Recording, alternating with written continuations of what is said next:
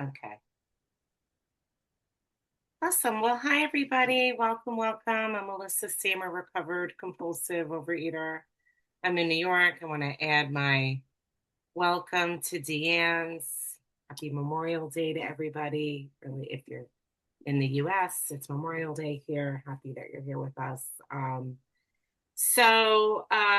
Just to sort of chime in a little bit with Deanne, we really, our real purpose of coming together here is to offer hope, right? To offer help and hope, and to assure those that might not know it that there really is a solution, that this is something you can recover from, right? And that our mission really here is that we believe that people can get well if they're given correct information, clear direction, and a loving and supportive environment. So that's my overarching goal, right? To help people with that in mind. And and so I'll just give you like a brief about me, like what qualifies me to talk about this. I have recovered from what was a seemingly hopeless state of mind and body. I had suffered with this disease, I would say, all of my life. I was always struggling my eating. I was always trying to keep it under wraps and basically for most of my life, I was really concerned with the physical consequences of being a compulsive overeater. And in fact, for a long time, I didn't really care so much about not eating so much. I just didn't want to look like a person who ate so much. And then I reached the point, I think that they say that all alcoholics or like compulsive overeaters reach is that we reach a point where we can't live with the food and we can't live without the food. I couldn't imagine my life without eating the way that I was eating. And I couldn't imagine that I was going to have to endure the eating, regardless of what my body looked like.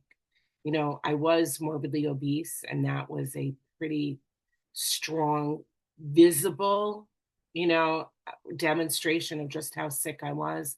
But even just what was going on in my brain was really what brought me in the last time. And that really, I would say, made it stick was my thinking. I couldn't quiet. I had this anxiety that was constant, and I realized I had been using food to snuff it out, to kind of temp it down, and it stopped working. I couldn't eat enough to get me to numb. Like I couldn't consume enough, and yet I couldn't stop eating. I was like, this isn't working. I don't want to do it, and I was eating against my own will. I was like, I would say I was like a magnet. I was just being pulled by some sort of force. And at that point, I threw up my hands and I said, like, God help me. God help me. And really the most incredible thing was I wasn't even so sure that I believed in God, but clearly God heard me. That's all I can say. Because I did receive help. And so I recovered. I followed the directions, entirely willing to do anything for relief, and I got well. And so I've had a spiritual awakening, sufficient enough to drive out the desire to eat compulsively. And that's what it means to be recovered. I don't believe that I can eat the problem foods, but I no longer want to. The desire to eat those things is just gone. And that is nothing short of a miracle, right? And this is a program about miracles. So if you can't even imagine that happening to you, um, that's what we have to promise, that a relationship with a creator can do for us what we could not do for ourselves. So part of that mission, really living in agreement with that, is I do my best to try to carry the message to others. And so tonight I'm going to talk specifically about steps 8 and 9, and we'll be looking in the AA 12 and 12. So if you have that book and you want to pull it out and look at it, that's great. sometimes I kind of, when I do this talk, sometimes I do a little bit of both. I go to the, oh, I go to the big book. For those that are might be new to recovery, this is the big book of Alcoholics Anonymous. This is the text that we are studying most of the time. But there's another text that I really love, and this one actually, my cover is no longer on because it got wet and ripped off. But this is the 12 Steps and 12 Traditions of Alcoholics Anonymous, and this is a great text as well. So that's what we're going to be tonight. So step 8 says this: made a list of all persons we had harmed and became willing to make amends to them all. And page 77 in the AA 12 and 12 says this: steps 8 and 9 are concerned with personal relations. First, we take a look backward and try to discover where we've been at fault. Next, we make a vigorous attempt to repair the damage we have done. And third, having thus cleaned away the debris of the past, we consider how, with our newfound knowledge of ourselves, we may develop the best possible relations with every human being we know. So there's 3 parts to this. 1, discovery. 2, reparation or restitution. And 3, improving relations. And so, okay, discovery. So we're going to talk about the first part, discovery. Discovery is finding where we were wrong, not where we were wronged. Right? Very different. What my discovery is looking at my side of the street. To a degree, it says he has already done this when taking moral inventory, but now the time has come when he ought to redouble his efforts to see how many people he has hurt and in what ways. So this clearly says that we are working hard at this, right? We're going to redouble our efforts, redoubling my efforts to find out who I hurt. Many people say, I heard that once you've done your 4th step, well, you've got it all right in front of you, right? Like, okay, you've done your inventory, so now you should have it all right in front of you. But the 12 and 12 tells us, you're going to have to go further than that. That's not quite enough. So, and I would say for me, which is why I think it's important that we have steps 6 and 7 in between, and that it's more than just an hour. So I've heard it said, well, step 6 and 7 is just, you're willing to have them removed, you ask for them removed, good is done. But I think it's important that we have those steps in between and that we examine them for more than just an hour, because these steps can help us closely see how our defects have been running amok in our families, in our communities, in our workplace, etc. And that's what it did for me, So my step 6 and 7 is part of how I'm going to discover, how I'm going to go deeper to discover really where I've created harms. And another way that can help us discover how we've created harms is prayer. That is another way in aiding discovery. And so here is a pre-8th step prayer that I have said, and I say, it's: God, please remove my fears and show me your truth. Show me all the harms I've caused with my behavior, and help me be willing to make amends to one and all. Help me to be willing to go to any length for victory over alcohol. And this is taken right out of the big book, page 76, 3rd paragraph. It's like right there, just reworded into a prayer, reparation and restitution, right? So this is like, the next part. So the first part is like discovery. Okay, then reparation and restitution. And compensation, whether moral or legal, basically, what is that? It's paying back money we've owed or stolen, or setting things back to their undamaged state. It is not merely saying, I'm sorry. Reparation and restitution is not just telling someone, I'm sorry, you have to forgive me. I used to apologize all the time and never actually attempt to make things right. My apologies really was, I think it was manipulation. It was getting people off my back. It was, I'm sorry, which basically meant, don't bring it up again. Leave me alone, right?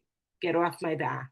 Um, and so we have to take action. I have to put effort forward in repairing things and improving relations. So that's the next part of this. This is a task which we may perform, it says, with increasing skill, but never really finish. Learning how to live in the greatest peace, partnership, and brotherhood with all men and women of whatever description is a moving and fascinating adventure. And I think that is a beautiful way to look at this.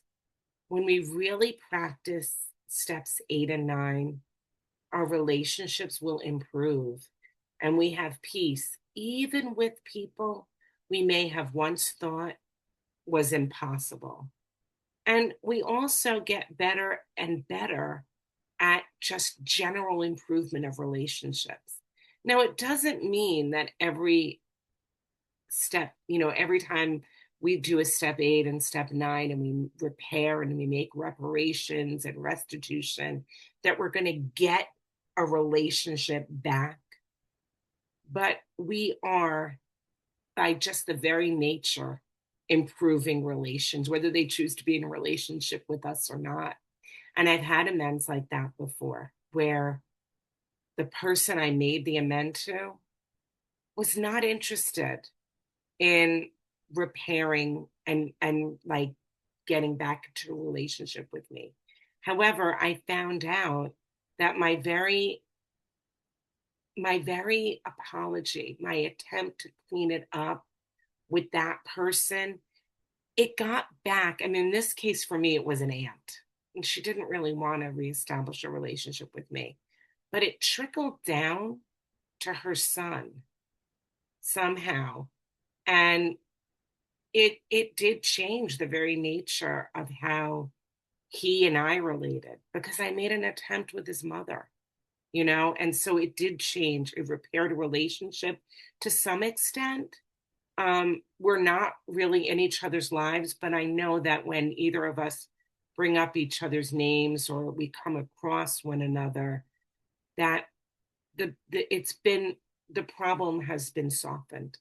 And that is a direct result of this. So you never know how the relationships actually can be improved, but this is what we are promised. Page 78 says, great advantages of doing this will so quickly reveal themselves that the pain will be lessened as one obstacle after another melts away. So our pain lessens when we clean up the past. And I think about it, it's like cleaning up a wound, right? You open it up, you get a little antiseptic on there, you clean it up, and it has an opportunity to heal. And the pain does lessen. It might hurt at first, but over time, it actually gets diminished. And I found for myself, when I've made an attempt to make an amend, where I've made an attempt to clean things up, whether or not it happened, the pain gets lightened. That heavy guilt, the shame, the embarrassment.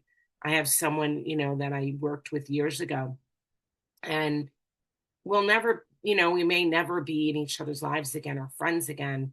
But the same thing, when she walks in the room, I can make eye contact and I don't feel embarrassed. Like I have to hide and go go to another corner. So here are the obstacles. Page 78 starts breaking through the obstacles. And the first obstacle is forgiveness. The first and one of the most difficult has to do with forgiveness. The moment we ponder a twisted or broken relationship with another person, our emotions go on the defensive. To escape looking at the wrongs we've done another, we resentfully focus on the wrong he has done us. This is especially true if he has, in fact, behaved badly at all. Triumphantly, we seize upon his misbehavior as the perfect excuse for minimizing or forgetting our own. If we are now about to ask forgiveness for ourselves, why shouldn't we start out by forgiving them once and for all? So, what is forgiveness, right? Forgiveness is letting go of the need for revenge and releasing negative thoughts of bitterness and resentment. Forgiveness means we are no longer a safe harbor for the resentment. It's like, nope, we show that ship out to sea. We don't allow it to dock, that resentment to hang out in our harbor. So, what is forgiveness? Forgiveness is dismissing your demand that others owe you something, especially when they fail to meet your expectations, when they fail to keep a promise, when they fail to treat you justly. Forgiveness is dismissing, canceling, and setting someone free from the consequence of falling short of your standard or even what you believe to be God's standard.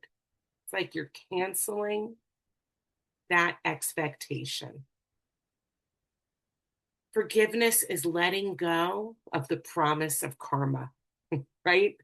That he'll get, God will get him back. Life's going to get him back. And I used to think that that would bring me peace, right? I would like hold on to this thing. Well, I might not, I'm going to like not have to do anything about it, but someday they're going to get what's coming to them. And that's unforgiveness. And it actually doesn't bring peace, right? This idea that somehow in the great hereafter, someone's going to get theirs does not actually bring me peace. It makes me feel superior, right?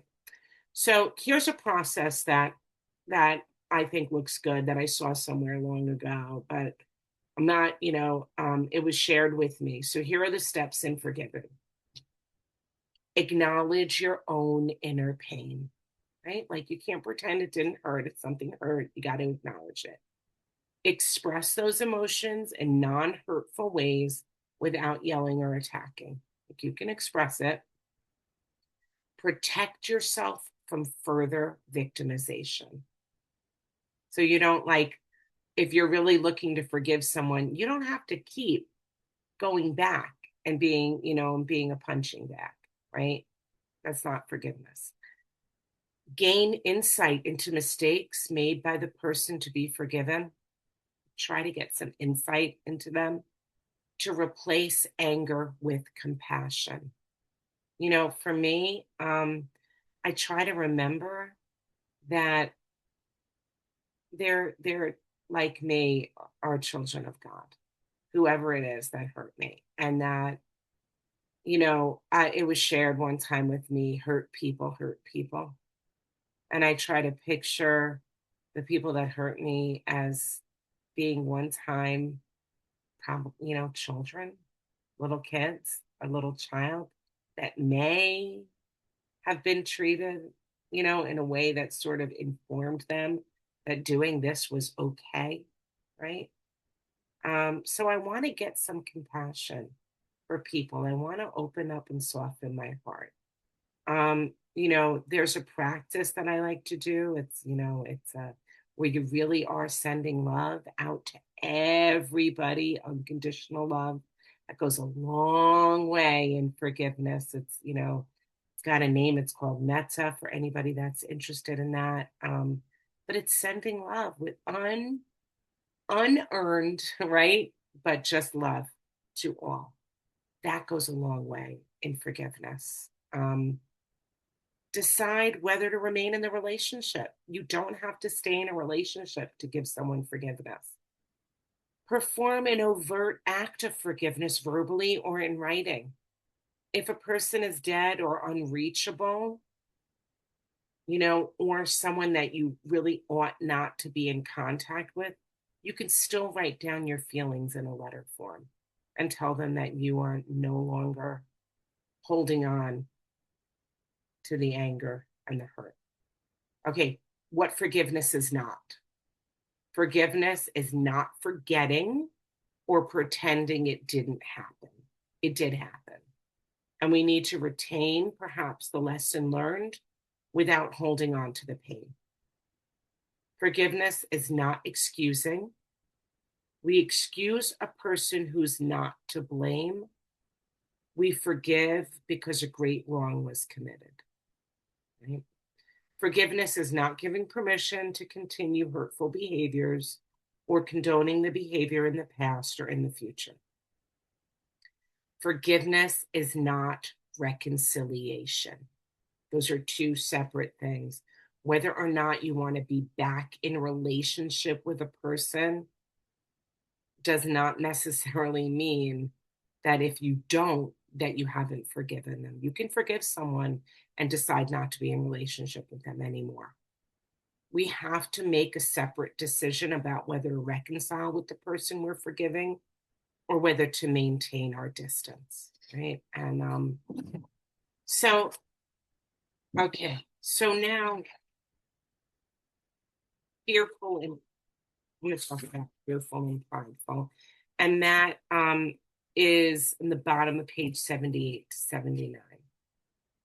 It had been embarrassing enough when in confidence we admitted these things to God, to ourselves, and to a human being, but the prospect of actually visiting or even writing the people concerned now overwhelmed us, especially when we remembered in what poor favor we stood with most of them. There were cases too where we had damaged others who were still happily unaware of being hurt. Why, we cried, shouldn't bygones be bygones? Why do we have to think of these people at all? These were some of the ways in which fear conspired with pride to hinder our making a list of all persons we had harmed. So when we are afraid, right, it's like, I'm afraid, this is the perfect time to lean and rely on God. And if you like, remember that the entire 12-step process is about forming a relationship with power, right? I shared that in the very beginning, but that is my overarching goal, to form a relationship with the power. And in our case, it's the power that can drive out the desire to eat compulsively. But we're looking to form a relationship with God, and a relationship forms and strengthens when you rely on it. So if there is an amend that you're like, you just feel so scared of, this is where you ask God for help. This is where you're going to grow your relationship with God. Okay, number 3, deliberate denial. Okay, here's the obstacles, right? We're talking about obstacles. Deliberate denial, page 79 says, some of us, though, tripped over a very different snag. We clung to the claim that when drinking, we never hurt anybody but ourselves. Our families didn't suffer because we always paid the bills and seldom drank at home. Our associates didn't suffer because we were usually on the job. Our reputations hadn't suffered because we were certain few knew of our drinking. And the 12 and 12 calls this purposeful forgetting, which can be changed when we deeply and honestly search our motives and actions. And so at first glance, I would have told you that my eating only hurt me, didn't hurt anybody. But in my situation, at the height of my disease, I was over 300 pounds. I couldn't comfortably get on the floor with my kids, right? Don't tell me that doesn't cause harm. Of course it does, right? I couldn't actively participate in some of the heavy lifting around the house. That absolutely causes harm. It puts the burden on other people around you. When I was withdrawing, canceling plans because, I heard someone say I called in fat. Yeah, I canceled plans because I didn't like how I looked in something or nothing fit. That absolutely causes harm. When you back out of your life. You're not living in agreement with God's assignment for you, and that does cause harm. So, we have to be honest about it. It's not just harming ourselves. It was not just I harmed myself. I harmed the people about me. Okay. So, number 4, here's another problem that people have: restitution can never be made or must be delayed, right? In page 79. But even still, we are told that we should still make an accurate and exhaustive survey of our past life and how it has affected other people. Why should we do this if we're not going to be able to make the amends? Maybe it would be better to just forget about it and let it go. Well, page 80 answers this. While the purpose of making restitution to others is paramount, it is equally necessary that we extricate from an examination of our personal relations every bit of information about ourselves and our fundamental difficulties, right? This is because our problems with getting along with others were some of the reasons that we always went back to eating or acting out in other ways. Our problems were really caused by our fundamental flaws. Thoroughness, it says, will pay handsomely. What does this mean? What's the payment we're referring to? Our freedom. That's the great payment. Experiencing the 9-step promises, that's the payment we get. So now we're going to look at the types of harms. And harm is defined in the 12 and 12 on page 80 as this. To define the word harm in a practical way, we might call it the result of instincts in collision, which cause physical, mental, emotional, or spiritual damage to people. Bad-tempered, right? Bad-tempered, arouse anger. Lie or cheat deprives others of their worldly goods, emotional security, and peace of mind, right? So these are the effects it has. When you're bad-tempered, you make other people uncomfortable and angry. If you lie and cheat, well, you're actually taking away someone's emotional security, their peace of mind, their stuff, their things, their worldly things. Selfish sex conducts, what does that do? It makes people jealous. It makes people feel miserable. It drives up vengeful feelings in other people. And here are some subtle harms, right? Here are some other harms that are more subtle. Being cheap. How is that a harm if you're cheap? Well, or filled with self-pity and depression. And being critical, impatient, humorless, cold, domineering. What happens when we try to dominate the whole family? It says this: either by a rule of iron or by a constant outpouring of minute directions for just how their lives should be lived from hour to hour. The text tells us what we already know, that living with us or working with us makes life difficult and unbearable.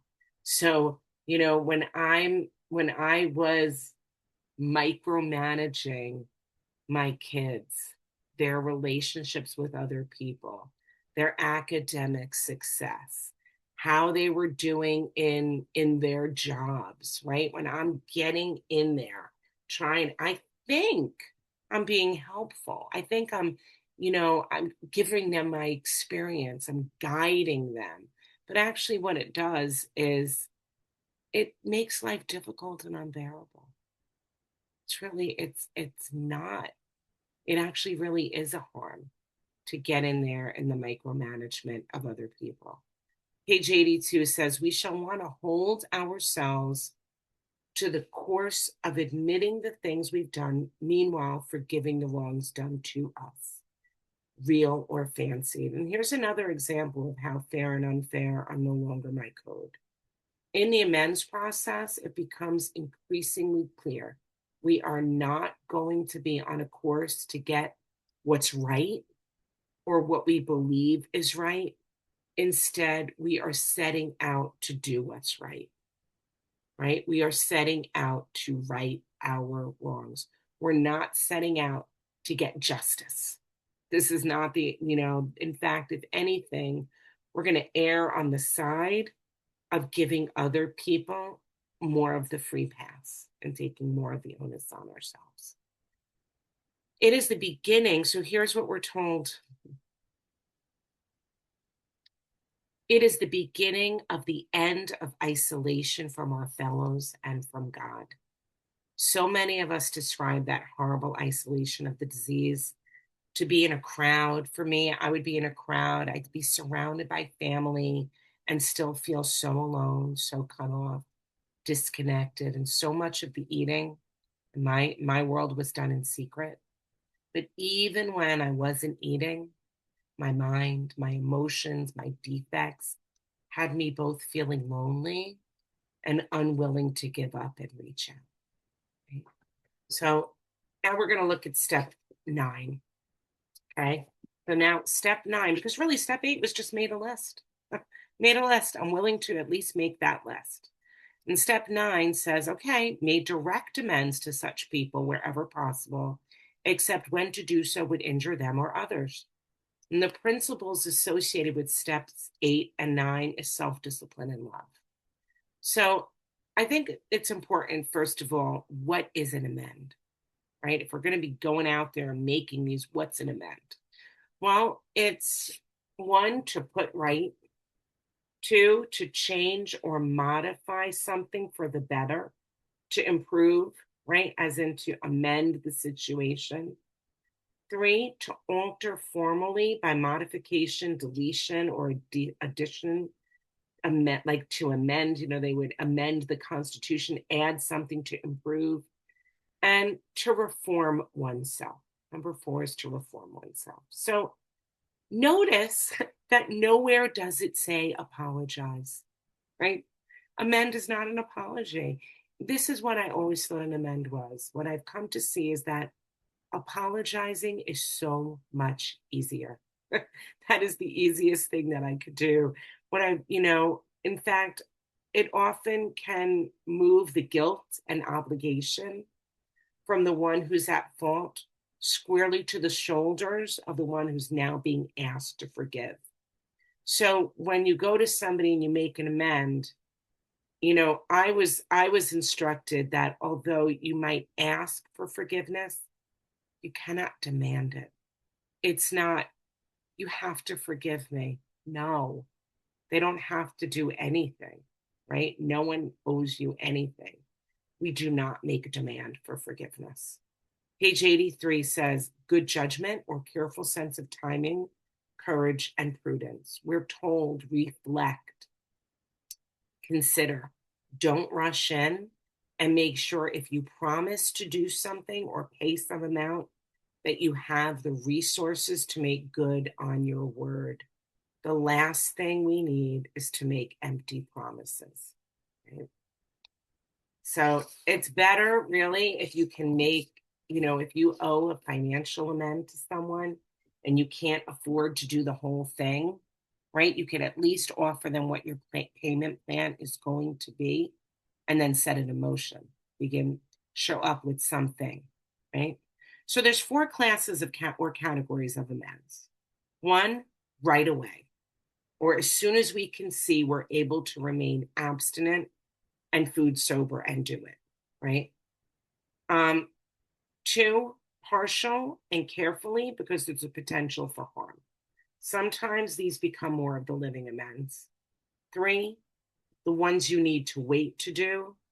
And 4, can't make direct contact ever.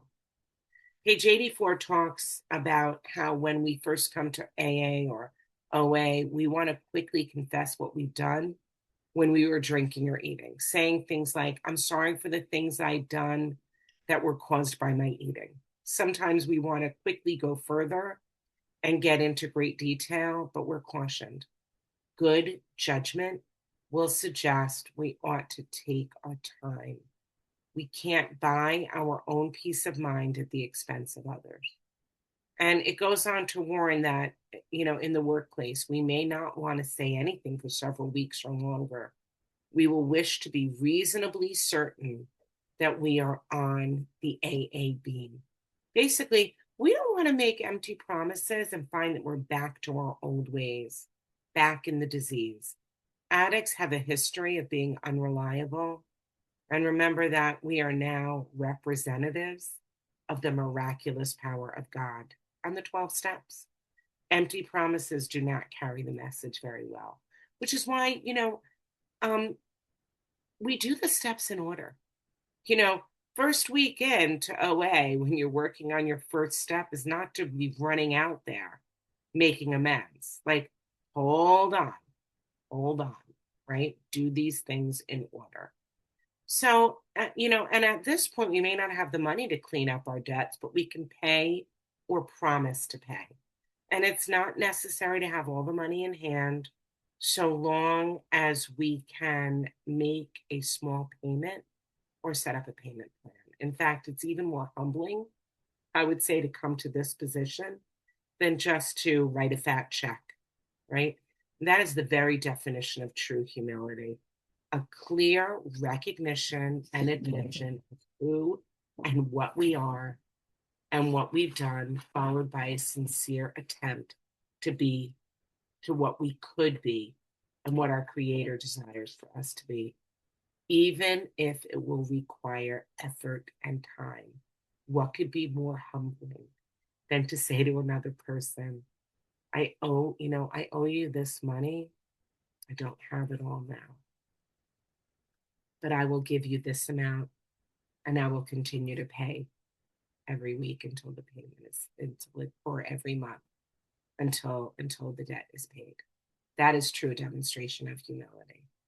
You know, there are two ways that people could respond, right? Page 85 says this: one, approval and praise, which is really exhilarating and creates an insatiable appetite for more of the same.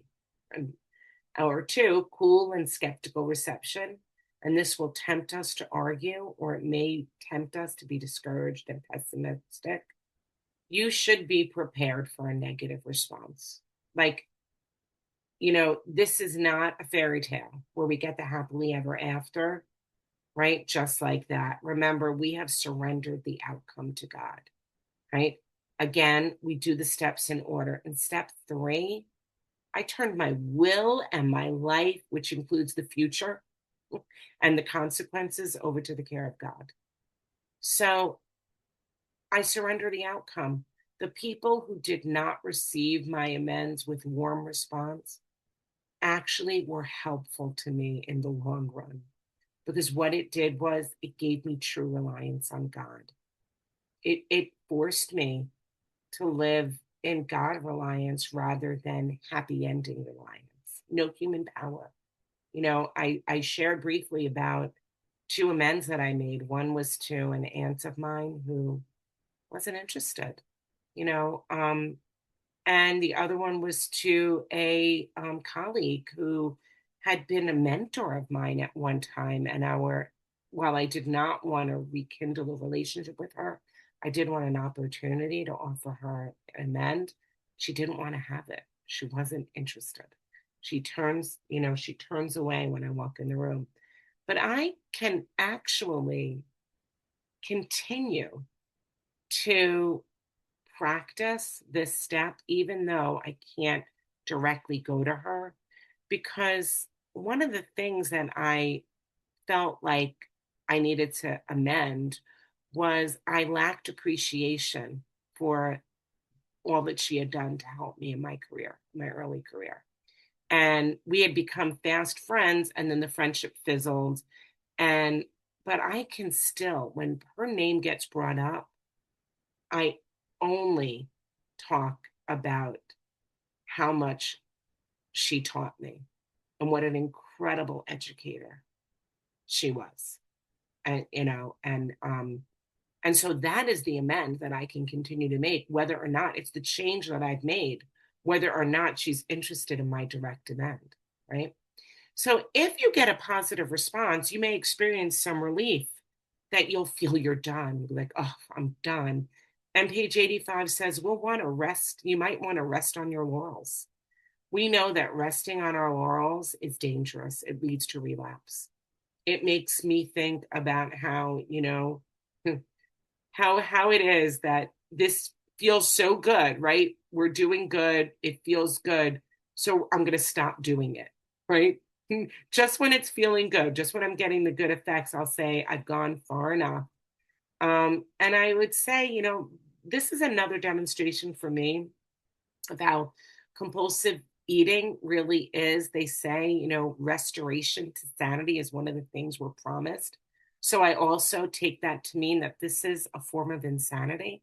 This is a mental health issue. I believe this problem. It's got a spiritual, you know, it's got a spiritual solution, but it is a form of mental, a mental problem. Because one of the worries is that when people who have mental health issues start to feel really good, they run the risk of deciding that they no longer need to take their medication. And that is very much the same way that people in recovery have. It's like just when it's working great, just when you're feeling so good, hey, I think I'll pull the brakes and I won't do any more, right? I'll call it enough. Um, and so when we're experiencing relief from the amends, why would we want to stop doing it, right? The temptation to skip the more humiliated and dreaded amends, will be great. We will often manufacture plausible excuses for dodging these issues entirely, or we may just procrastinate, telling ourselves the time is not yet, when in reality we have already passed up many a fine chance to right a serious wrong. And, and so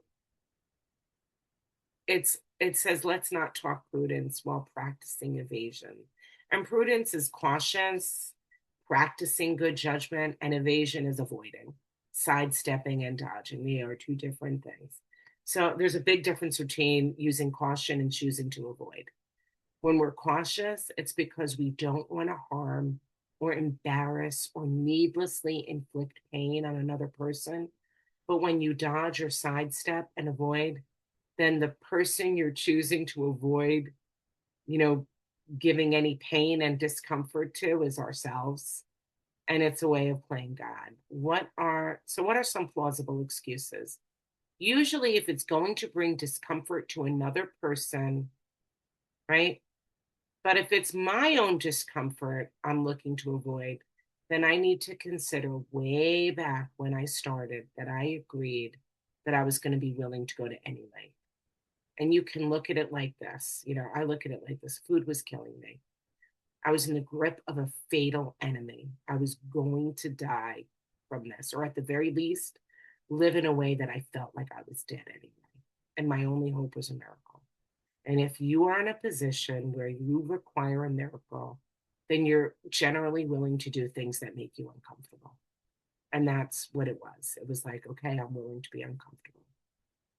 Page 85 says, as soon as we begin to feel confident in our new way of life and have begun by our behavior and example to convince those about us that we're changing for the better, it is usually safe to talk in complete frankness with those who have been seriously affected, even those who aren't aware that they've been harmed.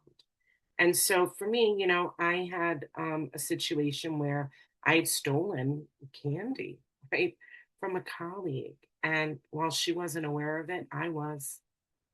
And just because she wasn't aware didn't mean that I didn't have to go and make an amend. I had to fess up to my kids that I had done the same thing to them, that I had held their Christmas candy and ate it, their Halloween stash.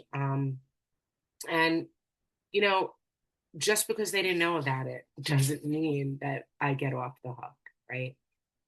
So here's something very important. Page 85 says the only exceptions we will make will be cases where our disclosure would cause actual harm.